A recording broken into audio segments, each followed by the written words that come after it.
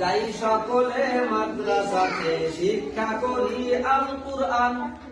ওস্তাদ জি বলেন শোনো আমরা জাতি মুসলমান। যাই সকলে মাদ্রাসাতে শিক্ষা করি আল কুরআন। ওস্তাদ জি বলেন শোনো আমরা জাতি মুসলমান। মুসলিমেরা শ্রেষ্ঠ জাতি ফরমায়াছেন রব্বুকুম।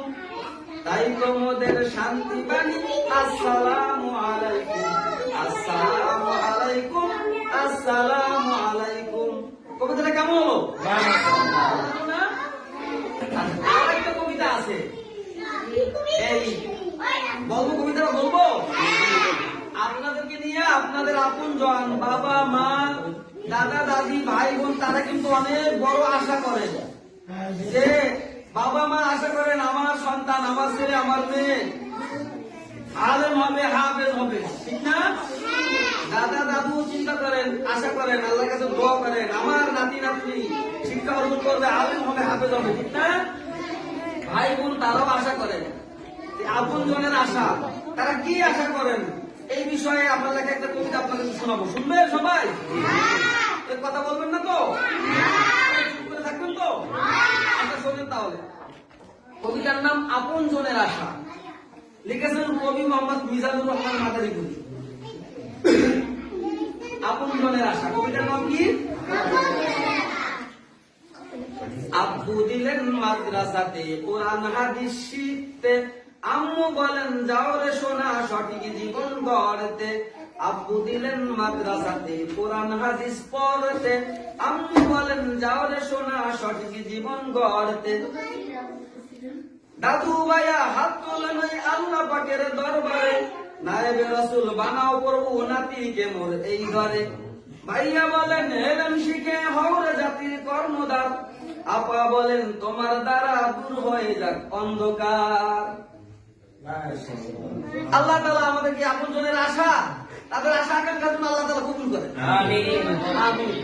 আজকে পর্যন্ত আবার আসলে আপনাদেরকে আমার লেখা আরো কবিতা আপনাদেরকে ইনশাআল্লাহ শোনাবো। আজকে মাওলানা আবু সালেহ ভাই আমাকে আপনাদের এখানে নিয়ে এসেছেন, যদিও তারও ব্যস্ততা আমার ব্যস্ততা আছে, কিন্তু আপনাদের এখানে এসে আমি খুশি, আমার কাছে খুব ভালো লাগতেছে। আপনাদের কাছে কেমন লাগে? সৌদি আরব আছে, বিভিন্ন দেশে আছে, তাদেরকে আমরা সামনে দেখি না, কিন্তু মোবাইলে কথা বলা যায় কিনা? আল্লাহ তাআলাকে আমরা সামনে দেখি না, কিন্তু আল্লাহ তাআলার সাথে কথা বলা যায়। এই কথা বলার মাধ্যম হলো কোরআনুল কারীম। কি বলেন? কোরআনুল কারীম। এবং আমরা যখন সূরাতুল ফাতিহা তেলাওয়াত করি, আপনারা কি সূরাতুল ফাতিহা জানেন?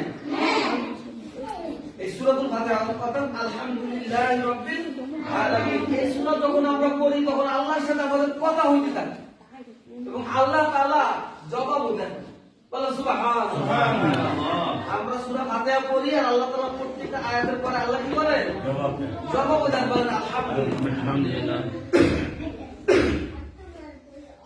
এই যে খেয়াল করেন, আমার দিকে খেয়াল করেন, শোনেন, এই দুনিয়াতে সবাই ভালো মানুষ হইতে চায়।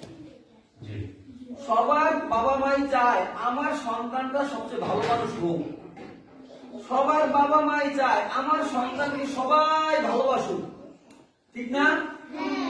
আমার সন্তানকে সবাই যেন বড় হলে শ্রদ্ধা করে, এখন ছোট বাচ্চাকে স্নেহ করে, সবাই যেন ভালোবাসে, ভালো লাগে, ঠিক না?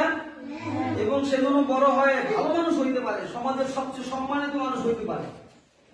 তো ভালো মানুষ হওয়ার মাধ্যম হইল মাদ্রাসায় পড়া। বলেন কি?